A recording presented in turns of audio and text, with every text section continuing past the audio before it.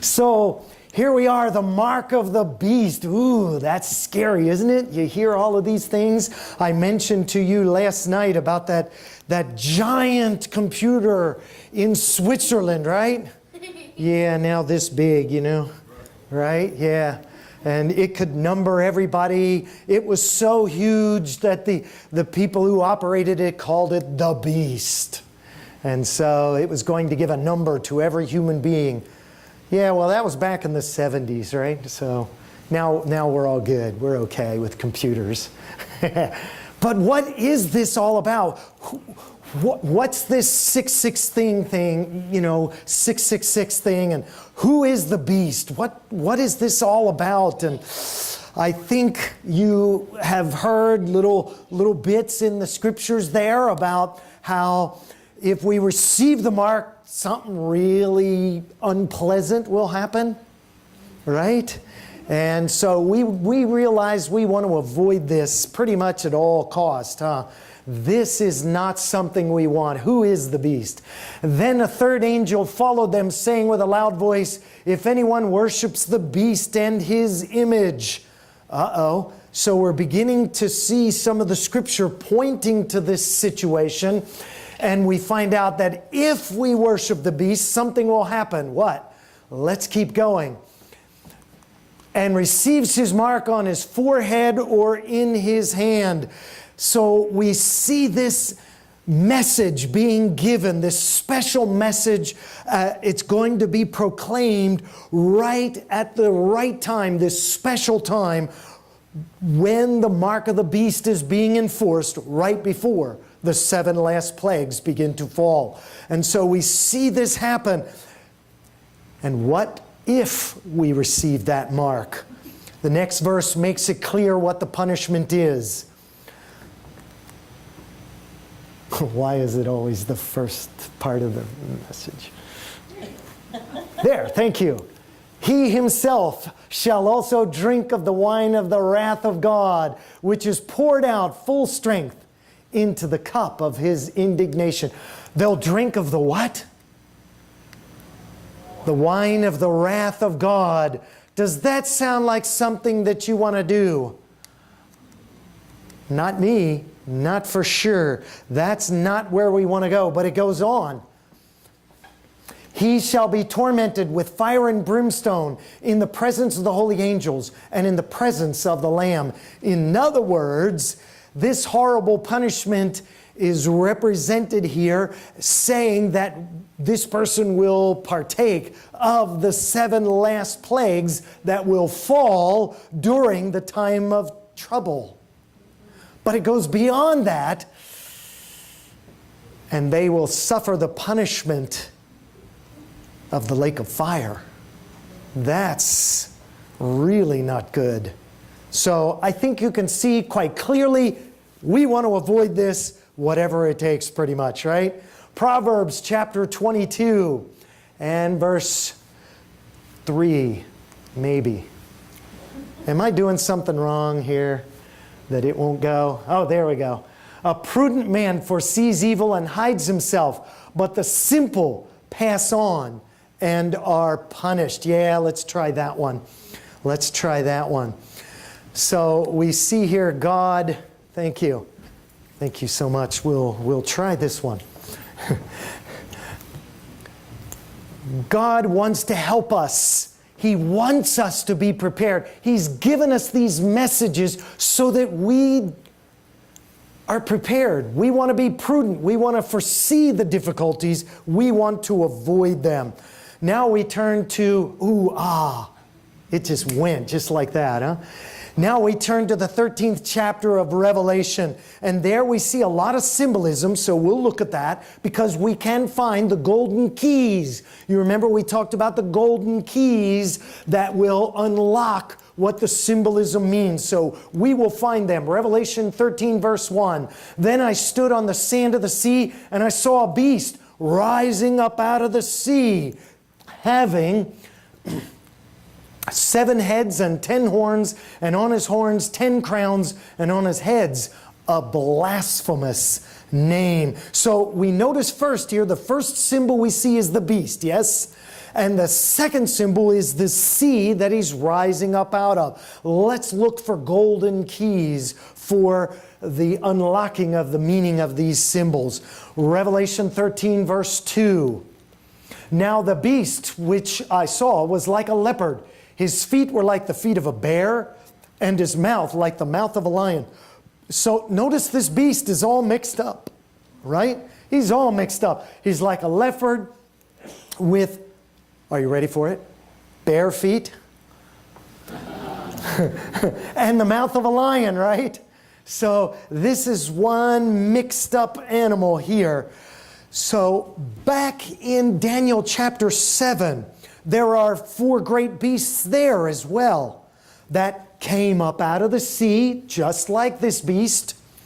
And the first was like a lion, and the second like a bear, and the third like a leopard. Hey, we're hearing about this same sort of thing right here, aren't we? And the fourth one was just some terrible monster, you know? And so we have these same beasts depicted in Daniel. And so what is this? An artist's conception of this beast, as you can see, has all of those different animals mixed in there that Daniel had seen just the same way. So it still doesn't help us though. What does a beast represent in prophecy? Let's take a look again at Daniel. Daniel chapter 7, and the angel came to him in verses 17 and 23 saying, these great beasts which are for what? Kings. There it is. It tells us what they are. 4 kings which shall arise out of the earth. The fourth beast shall be a fourth kingdom on the earth. And so we see that the angel told Daniel plainly exactly what it was. The golden key that unlocks this prophecy is beasts are representing kings or kingdoms on the earth, an earthly power of some kind. Now let's go back again to where we left off in Revelation chapter 3, beginning with verse 2. The dragon gave him his power, his throne, and great authority. And he was given a mouth speaking great things and blasphemies. And he was given authority to continue how long? 42 months. We'll come back to that too. But let's first think about the next symbol that's been introduced here, the dragon. Here's another symbol we have. This dragon has been introduced. And the beast power was to reign. How long was that? 42 months. 42 prophetic months. Remember, in Bible prophecy, time is symbolic, right? Time is symbolic. So we know that these 42 months means something else, as we've looked at before. We'll look again at that golden key. So this dragon, what's the dragon a symbol of? Revelation chapter 12 verse 9. So the great dragon was cast out, that serpent of old called the devil and Satan. Yes, the devil and Satan, who deceives the whole world. And he was cast to the earth, and his angels were cast out with him. So the dragon primarily represents the devil. Secondarily, it also means whoever the devil works through, right? How many times does the devil just come right out and go, hey, here I am? That's not his way of doing it, is it? No, he always works behind the scenes and through something else. And so there's something else that he's working through, some other agency. What agency was the devil working through in Revelation chapters 12 and 13? Let's take a peek at these. Let's take a peek at these. And the dragon stood before the woman who was ready to give birth, to devour her child as soon as it was born. She bore a male child who was to rule all nations with a rod of iron. What was this male child to do? Rule all nations with a rod of iron. And her child, something else he was going to do. What was he going to do next? Caught up to where? to God and His throne. Yes. So as we think about this, we see everybody understands the Christmas story, right? So let's back up for a minute and think about the woman. This woman represents a true church, according to Jeremiah 6:2. And so as this woman, this church, was getting ready, Jesus was about to come. You may remember a couple of people that greeted Jesus as He was born, right? Anna, as He was being born. You remember the story, how she was there. And there was a fellow who came, Yes, he came and he held up Jesus and he said, wow, I've been able to see the coming Messiah, right? And so we see the true people of God were ready when Jesus came. There was only one who came to rule the whole world forever, yes? Jesus. And He was caught up to God's throne. Only Jesus could fulfill that prophecy of the male child. And the church, you remember that story about how some king, what was his name? Herod. Yes, Herod. Herod was hearing from 3 guys that came from the east somewhere. And they had gold and frankincense and myrrh, right? And they came to the king and said, hey, we've come to worship the new king. And Herod got a little nervous about that whole new king thing, right? And so he sent them on their way. But when they didn't come back, what did Herod do? He sent out a decree to kill all the children, right? That were 2 years old and under in the area around Bethlehem. And so Herod, you see, was simply a puppet of the Roman emperors because Rome controlled that area at the time. So Herod was only their puppet. It was the power of Rome that was trying to destroy the male child. It was Rome.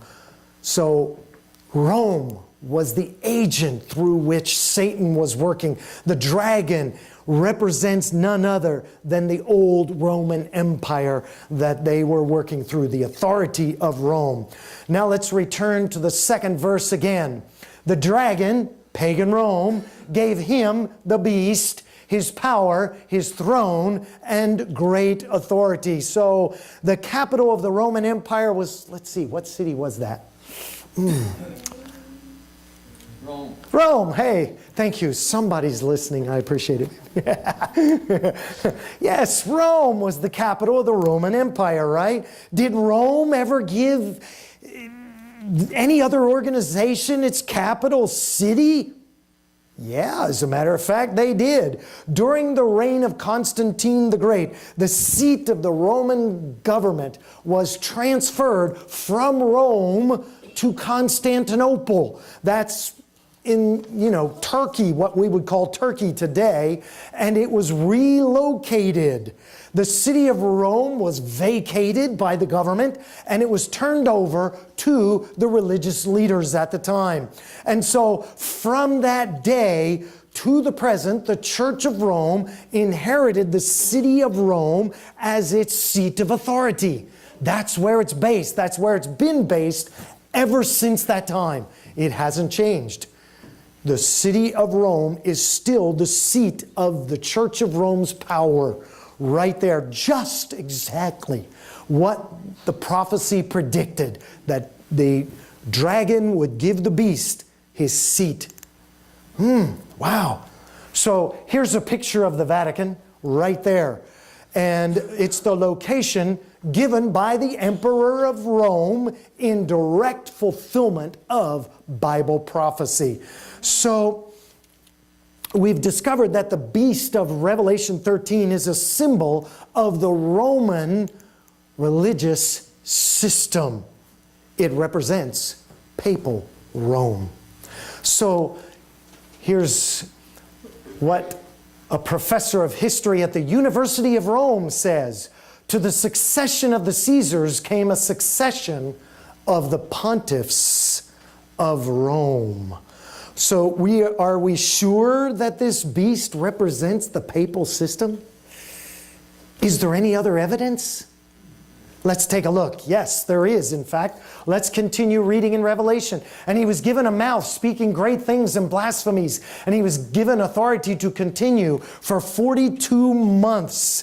Then he opened his mouth in blasphemy against God to blaspheme his name, his tabernacle, and those who dwell in heaven. The time element in this prophecy is very important. Let's take a look. Remember the golden key about time? What was that golden key? One day in Bible prophecy equals 1 year, yes? Each day for a year. Numbers 14:34 says.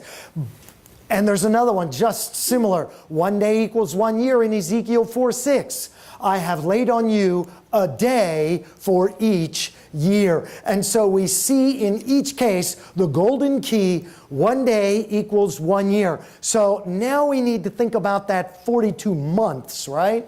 So 42 months of 30 days, because it was a lunar calendar at the time, and they had 30 days in each calendar month.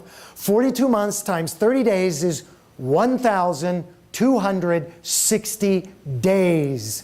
Or, if we're not thinking prophetically, how long is that? 1,260 years, exactly. 1,260 literal years. And so we see how this works. We notice the prophecy said that the dragon power, the pagan Rome, would give the beast power, its seat and authority, yes? You remember that, yeah? And so Constantine gave the city to the papal authorities way back when they moved to Constantinople. But the papal system didn't really receive supreme power until the year 538. The year 538. And so that marks the beginning. Why 538? Let's look. As the Roman Empire began to disintegrate, breaking up and falling apart into its divisions, these divisions eventually became the nations of Europe. And so they're represented by the 10 horns of the beast of Revelation 13, or the 10 horns. You remember we talked about that big image as well? The head of gold and everything. How many toes were on the image?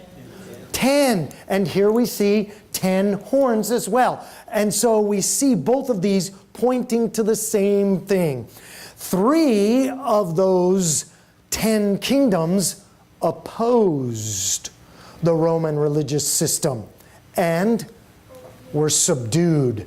The Heruli, the Ostrogoths, and the Vandals. They opposed the supremacy of the Bishop of Rome, and war was made against them. The last of these opposing powers, the Ostrogoths, were overthrown in what year do you suppose? Hey! She had a really good guess there. Yes, 538 was the year that was done.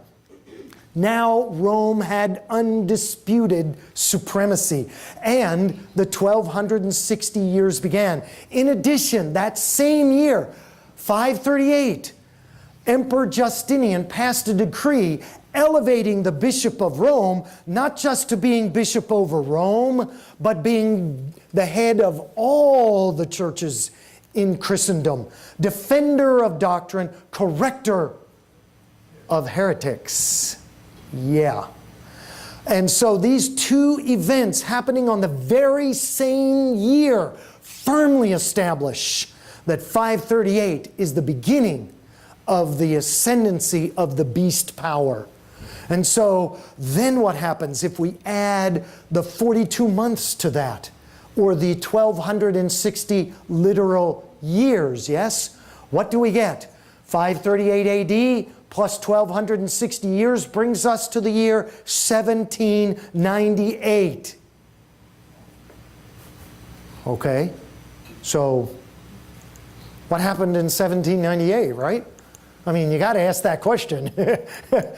So it better prove that that was the end of the 42 months, the end of the rule of the Roman religious system, right? Indeed, at that time, Napoleon, maybe you've heard of that guy, right? I think I mentioned him not too long ago, didn't I? Napoleon was trying to bring Europe together, remember? And he was recognizing that if he said one thing, but the supreme ruler in the Roman church said something else, they might not listen to him. Probably not. And so he recognized that he would lose his authority if he didn't do something. And so he commissioned one of his generals named Berthier to go to the city of Rome and abolish the papal government. Berthier captured the Pope, put him in exile in prison, amazingly, exactly in 1798.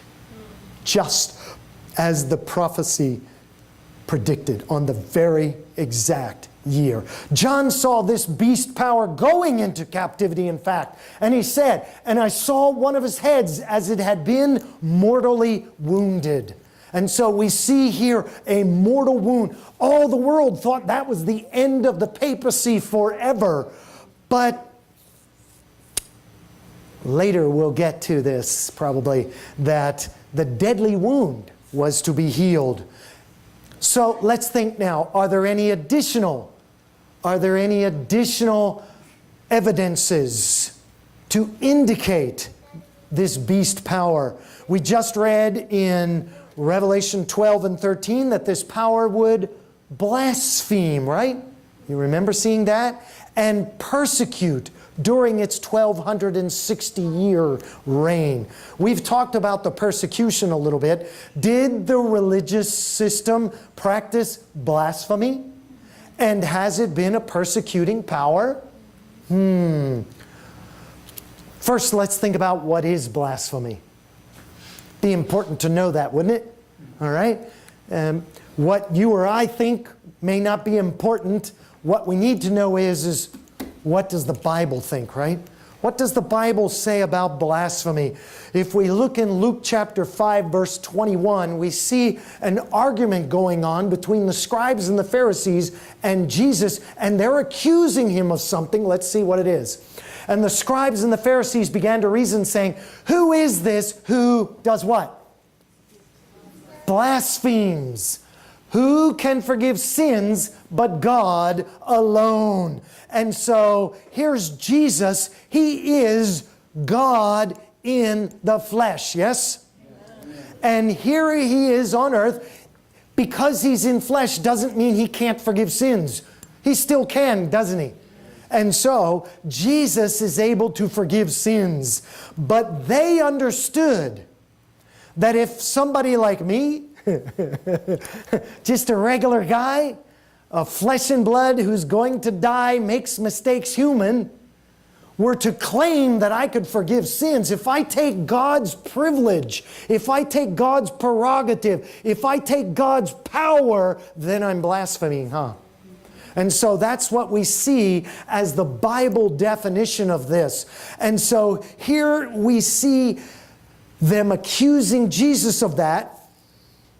What about this great religious system? Does it claim to forgive sins? Does it blaspheme? Most of us recognize that this organization claims that the priest has the power to forgive sin. From an official Roman publication, there is a man on earth who can, a what on earth? A man on earth who can do what? Forgive sins. And who is that? According to this official Roman publication. the Catholic priest. In another place, we read, the priest stands as a mediator between God and man. There's only one mediator I know between God and man, and that's Jesus Christ. Isn't that true? So, does this meet the biblical definition of blasphemy? I think it does. On another occasion, the Jews came to Jesus again and answered him in John 10:33, saying, "For a good work we do not stone you, but for blasphemy." Why? What was it about what Jesus was doing did they consider blasphemy? Because you, being a man, make yourself what? God. Well, Jesus didn't have to make himself God. He was God, wasn't he? And so we don't need to think about whether Jesus was blaspheming or not. But if I were to do it, that'd be a different story altogether, wouldn't it? Now it's just mere mortal taking God's privilege, God's prerogative, and God's power, right? So if I claimed to be God, this would be a big problem, wouldn't it? How about the religious system that we're talking about? Does it claim this prerogative and power of God? Let's take a look. Another official Roman source. The Pope is not only the representative of Jesus Christ, but he is Jesus Christ himself. Wow. Wow. Hidden under the veil of flesh. Wow. In the light of biblical definition of blasphemy, is this it? I would say. Again, another source. In 1335, Bishop Alvarez Palayo. Am I saying that right? Those of you who know Spanish, I'm not very good. Bishop Alvarez Palayo lays down the doctrine that as Christ partook the nature of God and man, so the Pope, wow, I can hardly read these words, is not simply a man, but rather a God on earth. Wow, wow, wow, wow. It's against these kind of boastful claims that Martin Luther and others rose up protesting, yes, and started the Protestant Reformation. How long ago? I told you? 500 years, exactly. Good, you guys remembered. That's awesome. Exactly 500 years ago, right? 500 years ago, they were protesting exactly these kinds of blasphemous claims of papal infallibility and such, right? So it's very obvious that this beast of Revelation 13, 1 through 10, is a religious power because it receives worship. Revelation 13, verses 4 and 8. And they worship the beast, saying, "Who is like the beast? And who is able to make war with him? All who dwell on the earth will worship him, whose names have not been written in the book of life of the Lamb, slain from the foundation of the world." So this, though, is not just a religious system that claims worship, but it also wields political power as well. In a union of church and state, it had ultimate authority and power over the civil rulers of the world. Revelation 13, verse 7. And authority was given him what? Over every tribe, tongue, and nation. And so we see that during this 1260 years of papal supremacy, they ruled supreme. No one dared to take a religious position contrary to the popes. Or what would happen? Excommunication at the least, right? And if it's a king, he might as well abdicate because he knows his authority is all over. He would lose his influence with the people. And that happened to Henry IV of Germany. Henry IV of Germany ran afoul of the papal authorities. And so he was excommunicated. When he learned of this, when the people learned of this, he lost his power as king. And so he traveled to Rome in the middle of the winter. And he gets to Rome, and he wanted to see the papal authorities, and he ended up to do penance, if you will, of standing barefoot in the snow and the rain for 3 days before they would even talk to him. Because of his so-called mistakes. The king standing outside barefoot in the snow. But it wasn't just the kings, it was common people as well. If you decided to be a Bible-believing Christian, are you? Yeah, good. Okay, good. If you decided to be a Bible-believing Christian back then, contrary to the established teachings and practices of the Roman Church, you would have, been persecuted, you know. Bad things would have happened to you, yes. This persecution is graphically portrayed in chapter 12 of Revelation. The church, as a woman, was fleeing into the wilderness for protection. And indeed, we know that these women in Bible prophecy, the ones that are dressed in white, as this woman was, pure and virtuous church, yes? Later on, in another chapter, we find a lady who's not so pure and virtuous, right? Yeah, and when that's true, they represent a very corrupt church, huh? And so we see that this persecution happened during this whole 1260 years for those who followed the Bible and the Bible only. They were often forced to flee to the mountains for protection. Historian Johann Bengel says the beast here described is the papacy. Ever since the time of the Waldenses, this has been confirmed by the blood of so many witnesses. Do you remember about some of the highest estimates were of how many were killed during this time?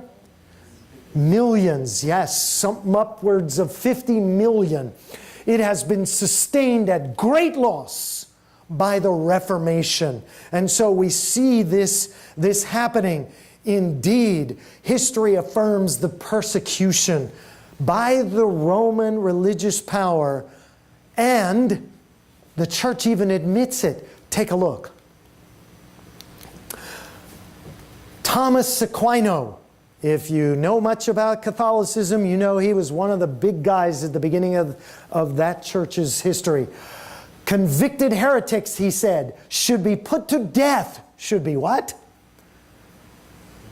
Put to death.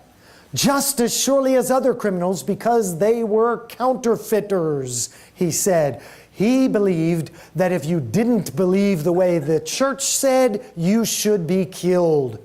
The Western Watchman, a Roman publication, also says, the church has persecuted. He just come flat out and say it. The church has persecuted. Only a tyro. What's a tyro? A beginner, a newbie. We'd say newbie today. Only a newbie in church history will deny that when she, the church, thinks it good to use physical force, she will use it. Wow. Wow.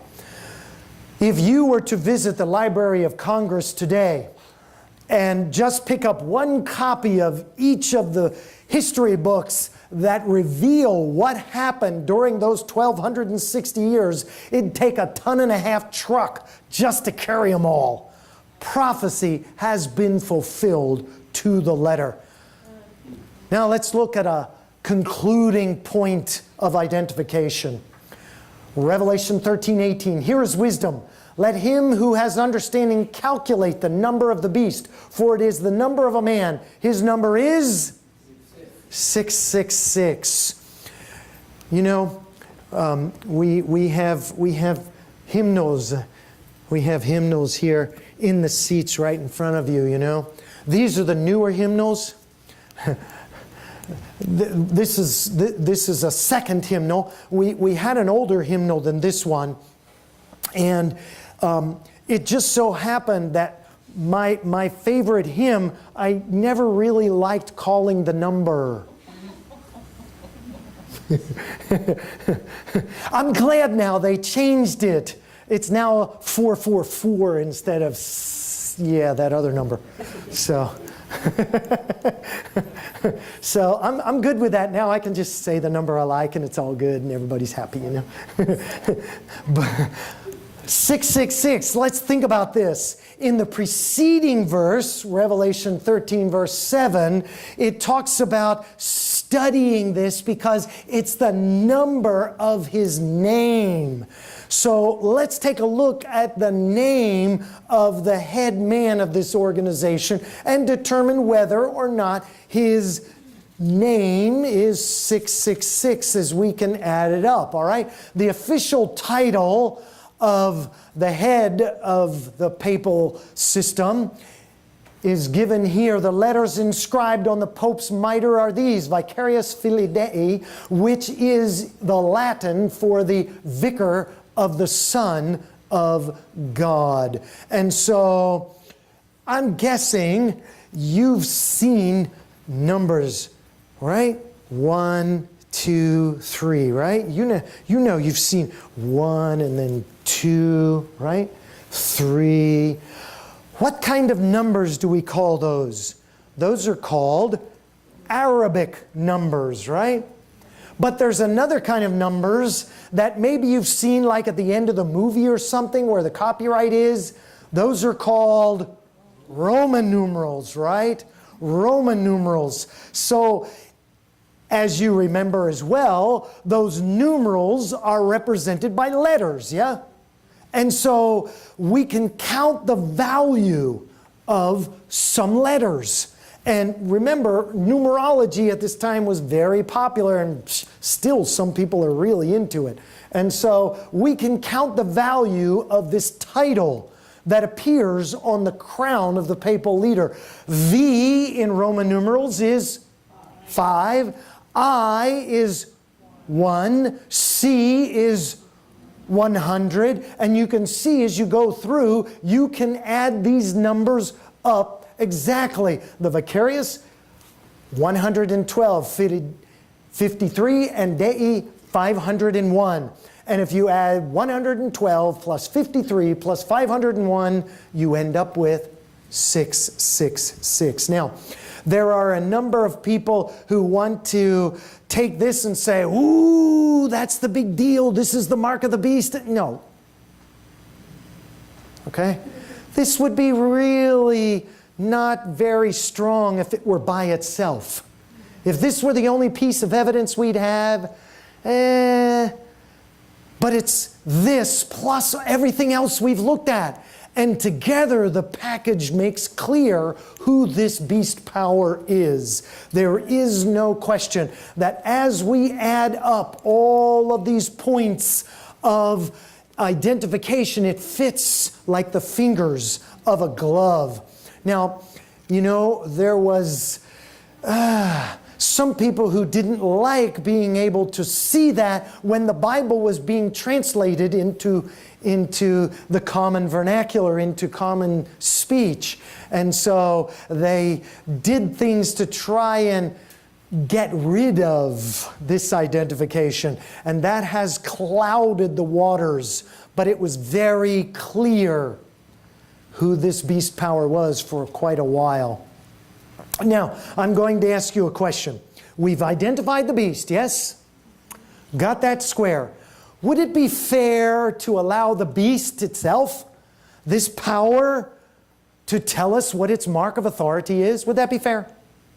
Shall we ask what they themselves say is their mark of authority? Let's look at another publication. They put out the Catholic Record from London. Sunday, what? Sunday is our mark of authority. Is it some number? No, that's just one of the identifying marks. It's Sunday that they claim. They claim it, not me. I'm not saying it. They're the ones saying it. Sunday is our mark of authority. The church is, wow, what? How does that work for you? If I were to tell you that it's okay to go out and steal from people because I represent the church as a pastor, are you going to buy that? Is my authority over the Bible? Or are you going to say, wait, Pastor, the Bible says thou shalt not steal, right? Who are you going to believe, me or the Bible? You're going with the Bible, aren't you? Come on, now that wasn't very strong. Amen. You're making me nervous here. You're going with the Bible, aren't you? Amen. All right, good deal. But look what this says. The church is above the Bible. And this transference of the Sabbath observance is proof of that fact. How can they possibly claim that kind of thing? You see, the stage was set for this way back with Constantine, the emperor of Rome, when he became Christian, as we mentioned the other day, right? And so he established the Christian religion as the official religion of the Roman government, right? Indeed, he baptized his armies. You know how he baptized them? There's a river, march. And they all just march straight into the river. So now, boom, you're all baptized as a Christian. No, all I am is wet. Right? Because their heart didn't change, did it? If our heart isn't in love with Jesus, it doesn't matter how wet my clothes get, right? We have to have our hearts right with Him.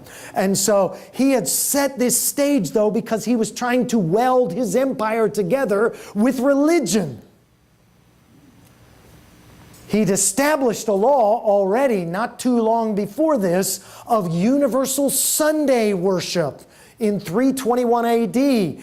And it was easier to get the pagans into the church on Sunday because it was already established as the day of worship than it was to get them into the church on Sabbath. And so the stage was set. In the year 336 AD, a council met. A council at a church maybe you've heard of before, Laodicea. The Council of Laodicea officially, how can you officially do anything that's not biblical? If you're a church, right? I don't know. But anyway, officially, they transferred the day of worship from Sabbath, the seventh day, to Sunday, the first day of the week. And so we see Monsignor Louis Segur saying it was the Catholic Church which changed the rest to the Sunday, he said. Then the observance of Sunday by Protestants, is an homage they pay in spite of themselves, he says, to the authority of the Catholic Church. Wow. But let's remember what the Bible says. Remember, did God have any idea that perhaps someone would forget? Remember the Sabbath day to keep it holy. 6 days you shall labor and do all your work, but the seventh day is the Sabbath of the Lord your God. How are we supposed to treat this day? In it you shall do no work. You, nor your son, nor your daughter, nor your manservant, nor your female servant, nor your cattle, nor your stranger who is within your gates.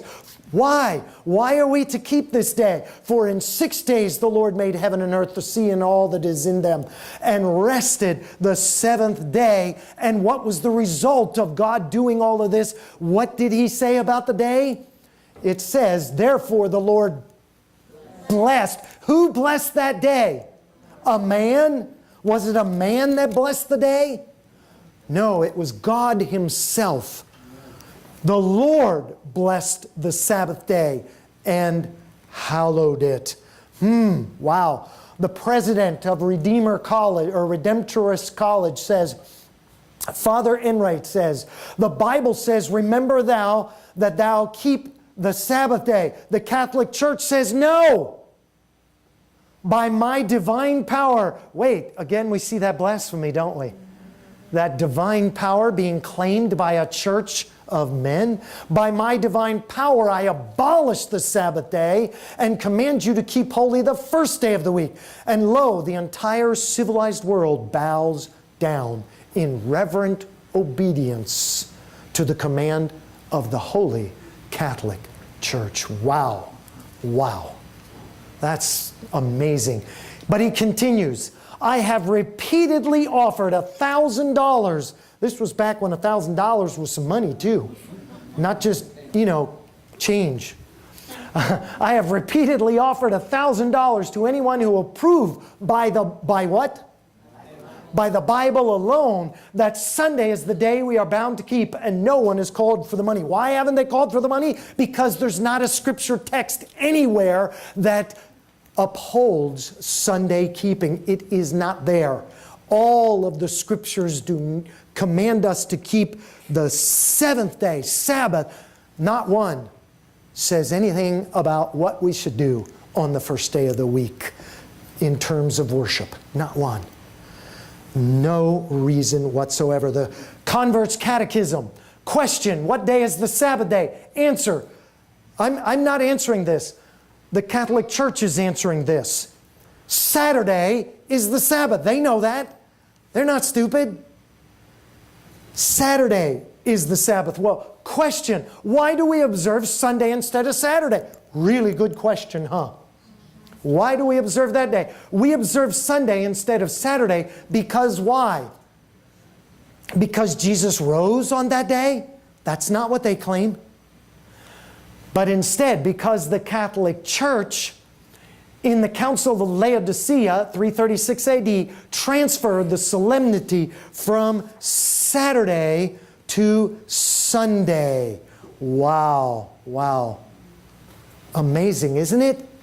When you really see what they've said, you get the real picture. Again, from the Doctrinal Catechism. Question, have you any other way of proving that the church has power to institute festivals or precepts? Answer, had she not such power, she could not have done that in which all modern religionists agree with her. She could not have substituted the observance of Sunday, the first day of the week, very clear on which day is the first day of the week, right? For the observance of Saturday, very clear again, the seventh day of the week, a change for which there is no scriptural authority. Wow. It is clear, isn't it? It is clear what is happening here. This comes, frankly, as a shock to a lot of Protestants who observe Sunday from a genuine heart, right? I grew up a Methodist. I'll be honest, I had no clue. I went to church every week on Sunday. Okay, not every week, but when I went to church, it was on Sunday. Why? Because I wanted to honor God, right? I thought I was doing all right. I thought I was okay. But once I learned the truth, I needed to make a change, didn't I? Yeah. And so even though it comes from as a shock, we still see it's true. Again, the Catholic Press of Sydney. Sunday is a Catholic institution, and its claims to observance can be defended only on Catholic principles. From the beginning to the end of Scripture, there is not a single passage that warrants the transfer of weekly public worship from the last day of the week, again, clearly which day is which, to the first. There is no question here, is there? There is no question as to what's happening. We've allowed the papacy to tell us in their own words about the mark of their authority. The mark involves Sunday as the day of worship. You see, it's not just about, oh, well, you worship that day, I worship this day. As long as I'm worshiping on a day, it doesn't matter. Really? Not according to the papacy. They've shown us that they believe this to be the mark of their authority. That authority is set up against someone else's authority, yes? Amen. So let's return to Revelation 13, verses 16 and 17. He, meaning this beast power, causes all, both small and great, rich and poor, slave or free and slave, to receive a mark on their right hand or on their foreheads. And so we see here how this is going to be enforced. It is enforced by economic boycotts being inflicted, but that's going to be mild compared to the 7 last plagues.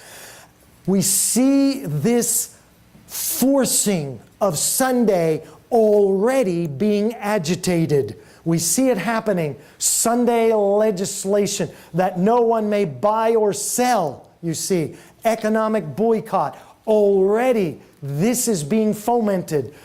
Dr. H.W. Millingen, we may not be able to control the weather, but we are going to control Congress in reference to the securing of Sunday laws, he said. Wow. Wow. Right now, efforts are organizing to make this kind of thing happen.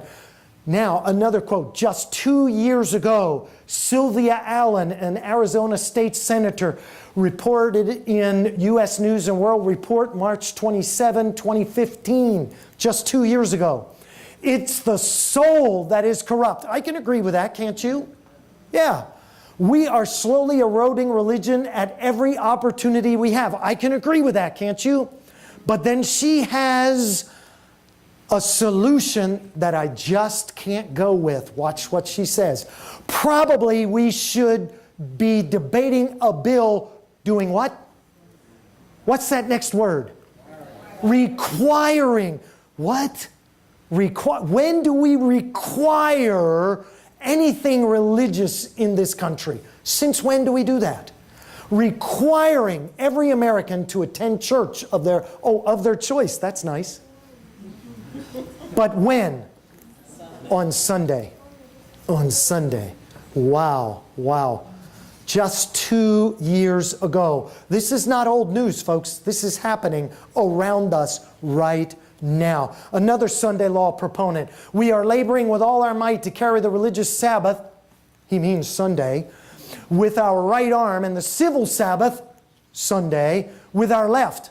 Hundreds of thousands will receive it as a religious institution. You see, they'll put it into their brain. They'll accept it. It's a religious thing. I believe in Sunday as the right day, is what he's saying. All the rest will receive it as a civil institution in their hand. I don't care what day it is. I don't really want to go on Sunday, but I want to be able to buy and sell, so I'll go. Isn't it amazing that he would put it almost in biblical terms? It's incredible. And thus we will sweep the whole nation, he says. This is kind of scary.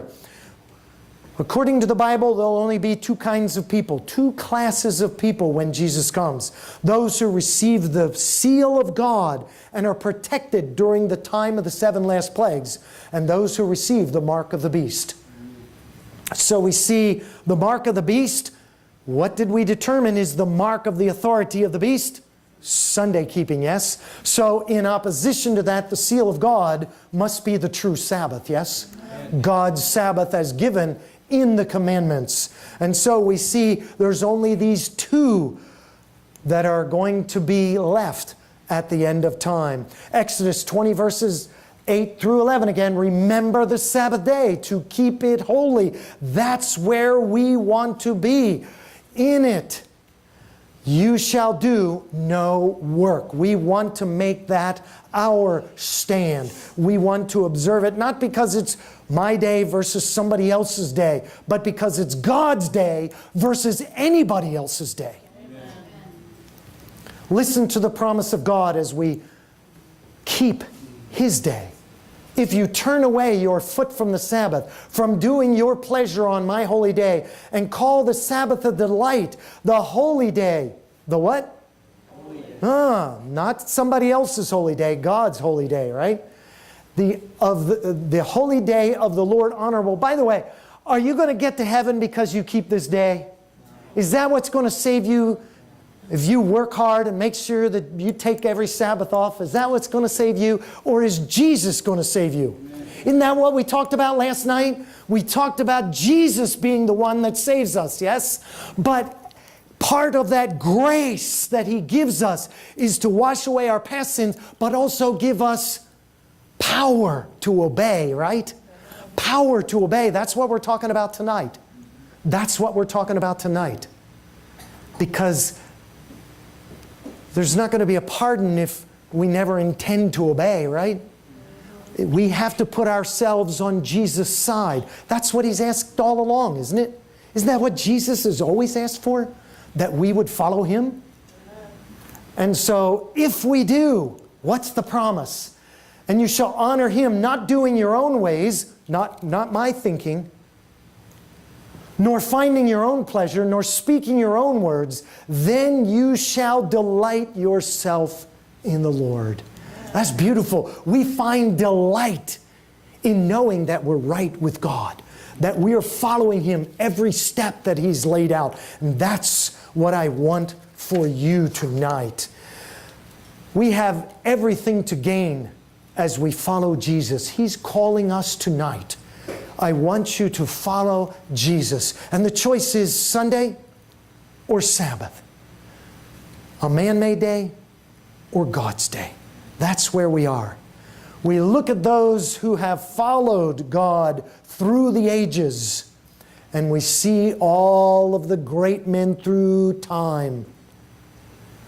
On the other hand, we can see those who have chosen their own day. And it might be big crowds, but that doesn't make it right, does it? God will judge us and judge our worship by our decisions. Will you stand with Jesus? That's the question. Will you receive His seal? That's the question tonight. If so, you will be able to stand through the time of trouble. And I want to do that, don't you? How many of you today will raise your hand with me and say, yes, I want to keep the Sabbath of God?